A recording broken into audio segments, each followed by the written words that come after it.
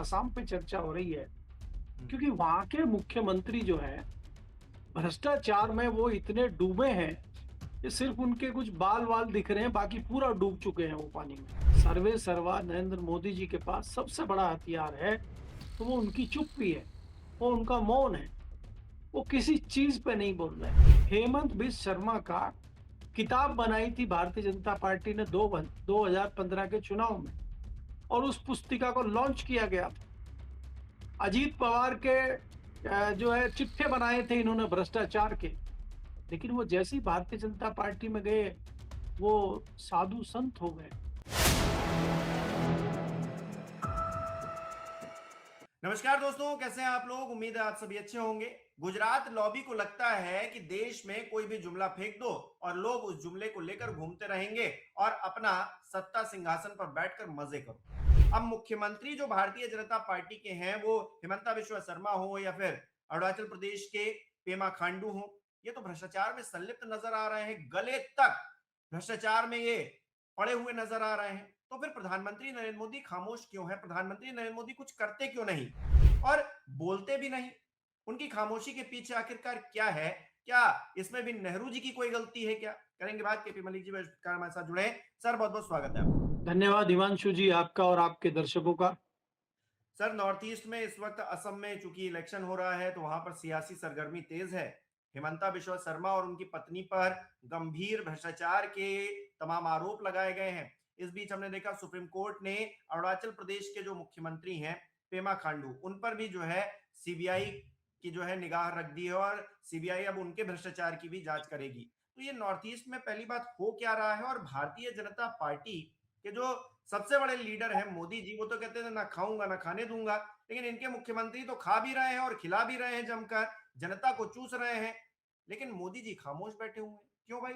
देखिए हिमांशु जी, जिस प्रकार से पिछले दिनों से एक फोकस कहीं न कहीं वेस्ट बंगाल के चुनाव पे बना हुआ था, वो फोकस आजकल आसाम के चुनाव पे हो गया है। नॉर्थ ईस्ट पहुंच गए हम लोग, और हम्म। पिछले 2 या 3 दिनों से लगातार नॉर्थ ईस्ट पे चर्चा हो रही है, खासकर आसाम पे चर्चा हो रही है, हम्म। क्योंकि वहां के मुख्यमंत्री जो है भ्रष्टाचार में वो इतने डूबे हैं कि सिर्फ उनके कुछ बाल वाल दिख रहे हैं, बाकी पूरा डूब चुके हैं वो पानी में। भ्रष्टाचार की जो कीचड़ है उसमें वो इतना डूब गए हैं कि वहां कमल बहुत बढ़िया खिल रहा है 10 साल से। तो हम्म। क्या इस कमल को दोबारा खिलाने के लिए और कीचड़ चाहिए, और डूबना पड़ेगा? उसकी प्रक्रिया चल रही है। उसी लिहाज से अगर आप देखें, अरुणाचल के सीएम पे जिस प्रकार के आरोप लगाए हैं, एक जनहित याचिका दायर की गई थी, कोर्ट ने उसकी सुनवाई करते हुए सीबीआई को जांच के आदेश दिए हैं। बहुत अच्छी बात है, याचिका भी हुई, कोर्ट ने भी आदेश दिया, लेकिन क्या सीबीआई ईमानदारी से जांच करेगी? क्या हम्म। सीबीआई का ट्रैक रिकॉर्ड इस बात को साबित करता है? ये बात है। दूसरी बात ये है कि अगर आप पिछले 24 के बाद देखें, वैसे तो शुरू से ही है कि मोदी जी ने आज तक कोई एक प्रेस कॉन्फ्रेंस की नहीं है। कुछ अपने चुनिंदा पत्रकारों को बुला के वो आम कैसे खाते हैं, थकते नहीं हैं, इस तरह के इंटरव्यूज देते रहते हैं। लेकिन आज तक उन्होंने अपना मुंह नहीं खोला है। और पिछले 24 के बाद तो जब वो तीसरी बार प्रधानमंत्री बने हैं, उन्होंने मौन धारण किया हुआ है और अपना हथियार बना लिया है चुप्पी को। आज अगर भारतीय जनता पार्टी के सर्वे सर्वा नरेंद्र मोदी जी के पास सबसे बड़ा हथियार है तो वो उनकी चुप्पी है, वो उनका मौन है। वो किसी चीज पे नहीं बोल रहे। आप देखिए कि दुनिया में कितना बड़ा संकट आया हुआ है, भारत भी उससे अछूता नहीं है, उस पे मोदी जी कुछ नहीं बोल रहे। 5 राज्यों में चुनाव चल रहा है, मोदी जी जाके चुनावी रैलियों को संबोधित कर रहे हैं और वहां लोगों को बता रहे हैं, जैसे आप बंगाल की बात करते हैं, मैं तो शायद पिछले जन्म में बंगाली था, और नहीं था तो शायद अगली बार हो जाऊंगा क्योंकि मेरा जन्म तो यहीं से होगा। इस तरह के जुमले उनके पिछले 10-12 साल से चल रहे हैं, लोग सुन रहे हैं। जिस तरह के भ्रष्टाचार की बात आप कर रहे हैं या हेमंत बिस्व शर्मा की आप बात करते हैं, हेमंत बिस्व शर्मा का किताब बनाई थी भारतीय जनता पार्टी ने 2015 के चुनाव में, और उस पुस्तिका को लॉन्च किया गया था। अजीत पवार के जो है चिट्ठे बनाए थे इन्होंने भ्रष्टाचार के, लेकिन वो जैसे ही भारतीय जनता पार्टी में गए, वो साधु संत हो गए। बिल्कुल धुले हुए उजले वस्त्र उनके ऊपर आ गए और वो भ्रष्टाचार की सारी चादर उनकी जो है, वो जो मैली चादर थी वो सफेद चकाचक हो गई। आज कांग्रेस ने भारतीय जनता पार्टी का जो हथियार था, उसी हथियार को ले लिया है और भारतीय जनता पार्टी को उसी हथियार से कांग्रेस दौड़ा रही है। अब अगर आप देखें, चाहे वो पश्चिम बंगाल हो, चाहे वो आसाम हो, आप राहुल गांधी के बयान अगर सुने या कांग्रेस के दूसरे नेताओं के बयान सुने, वो इनको इनके क्षेत्र में जाके चुनौती दे रहे हैं और वो सिर्फ भ्रष्टाचार की बात कर रहे हैं। वो विकास की बात, वो घुसपैठ की बात, वो हिंदू मुस्लिम की बात, वो दूसरी बात कर ही नहीं रहे। वो भारतीय जनता पार्टी के भ्रष्टाचार की बात कर रहे हैं। वो सीएम की बात कर रहे हैं कि सीएम कितना भ्रष्टाचार में डूबे हुए हैं। हालांकि जब वो कांग्रेस में थे तब उन्होंने कभी भ्रष्टाचार की बात नहीं की। बात ये भी है, लेकिन आज वो उन्हीं की पोल पट्टी खोल रहे हैं। जो भारतीय जनता पार्टी का भी पैटर्न यही था कि भारतीय जनता पार्टी को भ्रष्टाचारी तब तक दिखाई हेमंत बिस्वा दे रहे थे जब तक वो कांग्रेस में थे। जैसे ही भाजपा में आए तो वो भ्रष्टाचारी नहीं रहे। तो वापस भ्रष्टाचारी बनाने के लिए कांग्रेस ने कमर कसी है और उनको भ्रष्टाचारी बनाया जा रहा है। उसी के तहत आपने देखा कि पवन खेड़ा ने, जो भारतीय कांग्रेस के प्रवक्ता हैं, उन्होंने पुराना सारा चिट्ठा हेमंत बिश्व शर्मा का, उनकी पत्नी का और उनके परिवार की कहाँ-कहाँ संपत्ति है, डिटेल में रखा कि उनके 3 पासपोर्ट हैं और 2 पासपोर्ट तो मुस्लिम देशों में हैं। सारा दिन राग अलापते हैं आप मुस्लिमों के खिलाफ और मुस्लिम देश में जाके आप पासपोर्ट बनाए हैं। हालाँकि ये जाँच का विषय है कि वो जो पासपोर्ट हैं, वो असली हैं कि नकली हैं, इसकी जाँच होनी चाहिए। लेकिन भारतीय जनता पार्टी को घेरने के लिए कांग्रेस का हथियार बहुत बढ़िया है। अगर हम कल्पना करें कि वो जाँच में पासपोर्ट फर्जी पाए जाएँ, लेकिन यहाँ तो खेल हो गया 2 दिन में। हम्म। आज एफआईआर भी हो गई है। पुलिस जो है, आसाम पुलिस जो है वो पवन खेड़ा के घर पे भी घूम रही है, उनको ढूँढ भी रही है। लेकिन परसों सुबह को चुनाव है, तो रायता तो फैल चुका है। तो क्या रायता इसी तरह से फैलाना भारतीय जनता पार्टी से कांग्रेस ने भी सीख लिया है कि बाद में जाँच होती रहेगी, अभी पहले रायता फैला दो। तो इसी पैटर्न पे चुनाव होंगे, इसी पैटर्न पे चुनाव होंगे आने वाले उत्तर प्रदेश में भी। आप ये देखिए कि जिस प्रकार से 193 सांसदों ने चिट्ठी लिख के दी थी, अविश्वास प्रस्ताव चुनाव आयुक्त के खिलाफ लाया गया था, एकाएक वो प्रस्ताव खारिज कर दिया दोनों सदनों ने। चुनाव से चंद रोज पहले उनको क्लीन चिट दे दी है, यानी कि 193 लोग झूठ बोल रहे थे और 2 लोग सच बोल रहे हैं, या 2 लोग झूठ बोल रहे हैं, 193 सच बोल रहे थे। इसकी जांच कौन करेगा? इन तथ्यों को कौन देखेगा? जनता की अदालत में जवाब कौन देगा? क्या ज्ञानेश कुमार जी वास्तव में ईमानदार रेफरी हैं कि नहीं है? इसका सर्टिफिकेट कौन देगा उनको? मेरे ख्याल से हम्म। जनता देगी और हम्म। जनता दे देगी, चाहे वो आसाम हो, चाहे वो वेस्ट बंगाल हो। खैर, दूसरी बात जो आप कर रहे हैं कि जिस प्रकार से अरुणाचल के सीएम के ऊपर आरोप लगे हैं, ये कोई नई बात नहीं है, ठेके पट्टों में इस तरह की गड़बड़ी होती है। लेकिन भारतीय जनता पार्टी में जिस प्रकार से भ्रष्टाचार हो रहा है और प्रधानमंत्री अपना मुँह नहीं खोल रहे हैं, ये दुर्भाग्यपूर्ण है। दूसरी बात आप सीबीआई की कर रहे हैं कि सीबीआई कैसी जाँच करती है, उस जाँच का परिणाम क्या आता है, ये देखना होगा, क्योंकि सीबीआई की साख भी बहुत पहले से गिरी हुई है और इसीलिए इसी कोर्ट ने, जिसने जांच सीबीआई को दी है, इसी कोर्ट ने सीबीआई को सत्ता का तोता बताया था। हम्म। तो क्या वो तोता ठीक से काम करेगा? ये हम्म। देखने वाली बात है। जी। अच्छा, प्रधानमंत्री नहीं बोल रहे हैं, लेकिन मोहन भागवत जो है काफी दिनों बाद जो है मथुरा पहुंचे, वृंदावन पहुंचे, संत मलुकदास की जयंती उत्सव में शामिल हुए और वहां एक बात उन्होंने कही। अब वो बात जो है बड़ी अखर रही है, क्योंकि वो बात योगी आदित्यनाथ को टारगेट करती हुई है। वो कह रहे हैं कि गौ सेवक बनाओ, गौ हत्या रुक जाएगी। योगी आदित्यनाथ की सरकार को ऑलमोस्ट 10 साल होने को हैं, चुनाव होने हैं कुछ ही महीनों के बाद में। प्रधानमंत्री नरेंद्र मोदी तीसरी बार प्रधानमंत्री हैं इस देश के, और यहाँ गौ सेवक नहीं बन पा रहे हैं। जब शंकराचार्य कहते हैं कि गौ हत्या रुकनी चाहिए तो उनको जो है घेर लिया जाता है, उनसे शंकराचार्य होने के सबूत मांगे जाते हैं, काल नेमी उनको बता दिया जाता है। और यहाँ पर भागवत जी कह रहे हैं कि गौ सेवक बनाओ तब गौ हत्या रुकेगी। ये योगी जी को समझा नहीं पा रहे हैं इसलिए कह रहे हैं मंच पर, या फिर कोई और खुन्नस निकाल रहे हैं, या फिर वो हाथी के दांत दिखाने की और खाने की और भागवत जी की पोल पट्टी भी अब धीरे धीरे खुल रही है ना सर, तो क्या वो बात है? देखिए हिमांशु जी, अगर आप देखें, चाहे संघ हो चाहे भारतीय जनता पार्टी हो, इनके जो जुमले पिछले 10 साल से चल रहे हैं, जो इनके चुनावी वायदे, चुनावी जुमले, और ये जो नूरा कुश्ती इनके शब्दों की चल रही है, और वो जनता समझ चुकी है। आप उत्तर प्रदेश की सत्ता में, आप देश की सत्ता में इसलिए आए थे कि आप गौ रक्षा करेंगे, गौ हम्म, माता को बचाएंगे। योगी जी ने आके गौ हत्या पे रोक लगाई, पेपर में लगाई, कागजों में लगाई, लेकिन गौ हत्या पे वास्तव में रोक लगी नहीं है, और हम्म, इसको आप ही के लोग नकार रहे हैं। कई हम्म, विधायक नकार रहे हैं, लोनी का विधायक इस बात को नकार रहा है। पुलिस में भ्रष्टाचार और करप्शन बढ़ा है गौ माता के कटान को लेके, लेकिन हम्म, क्या योगी जी ने कोई एक एक्शन पिछले 10 साल में लिया है? क्या वो बता सकते हैं कि हमने ये एक्शन लिया है? हम्म, बहुत इसको मैं कहूंगा बेमानी है ये मोहन भागवत का स्टेटमेंट कि गो रक्षक बनाइए तभी गो हत्या रुकेगी। गो रक्षक कौन है?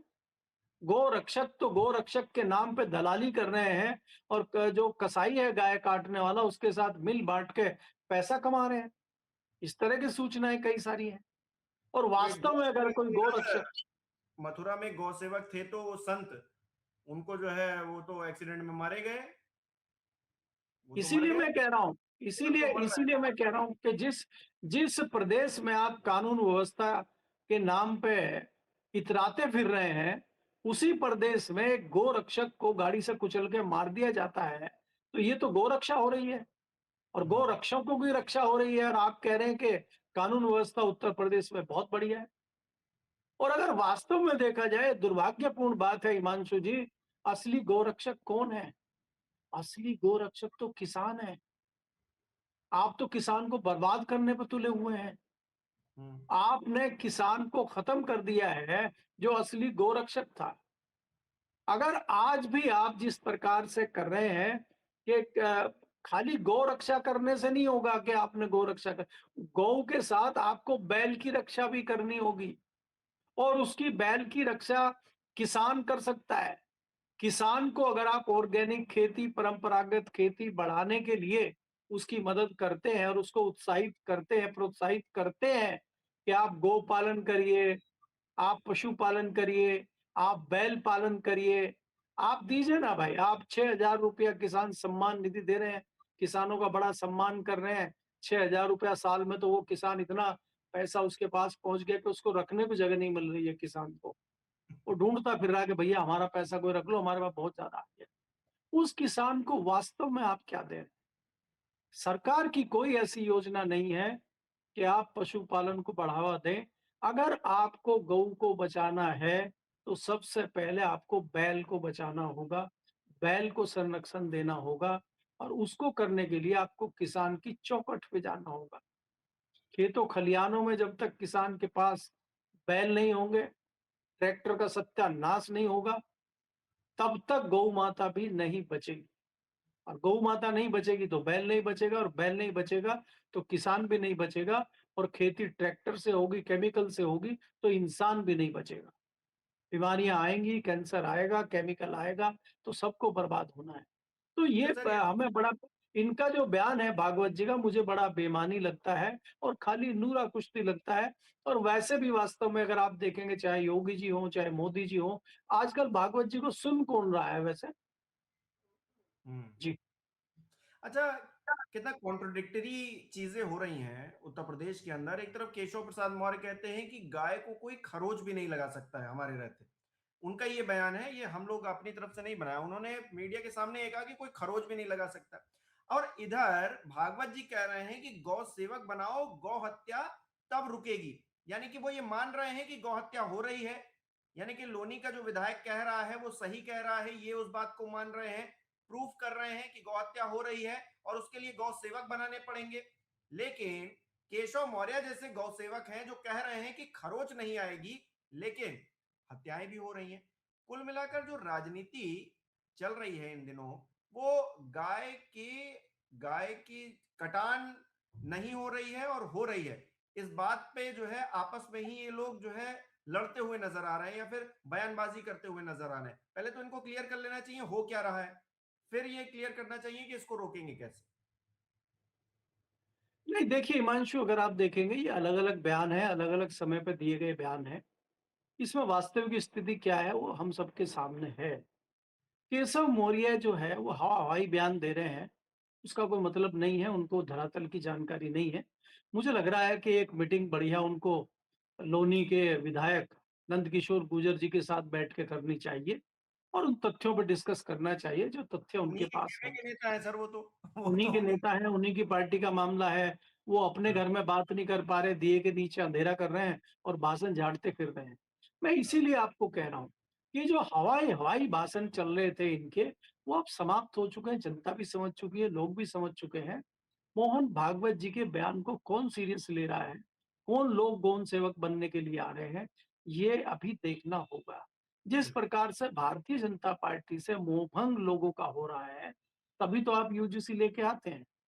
अगर हम्म, आपकी पार्टी से लोगों का मोहभंग नहीं हो रहा होता, गौ सेवकों का, गो पालकों का मोहभंग नहीं हो रहा होता, तो आप यूजीसी क्यों लाते? तो यूजीसी का जो सगुफा आपने छोड़ा है, उस सगुफा आपके गले में डल गया है।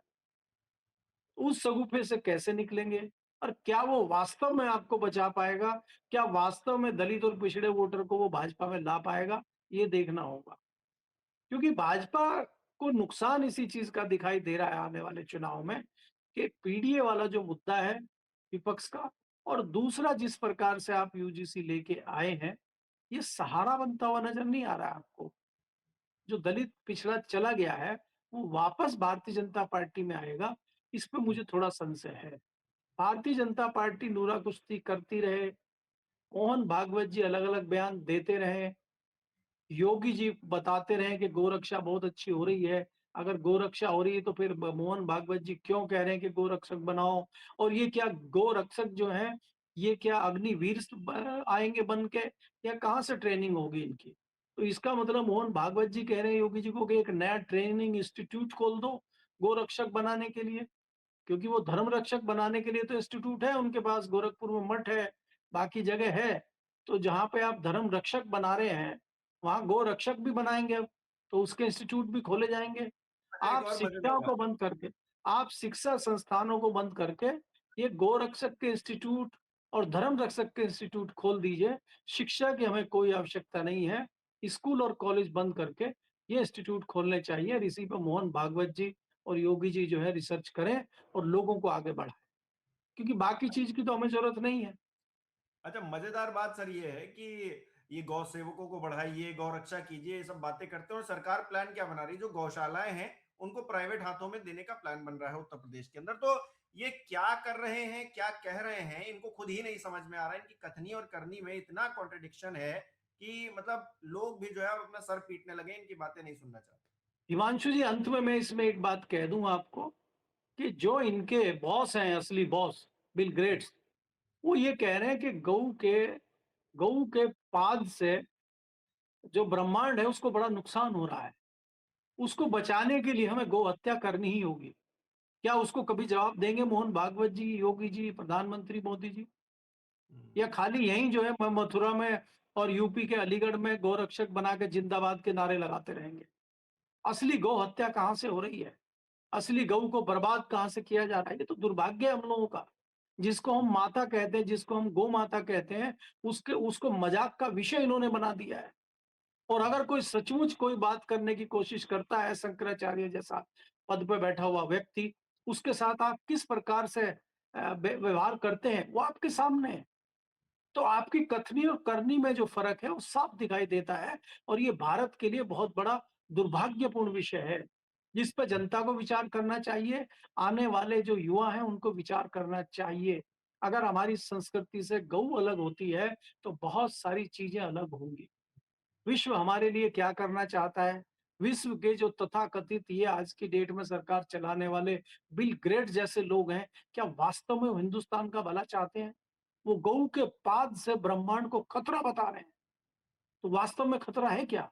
हमें ये विचार विमर्श करने की आवश्यकता है। जी।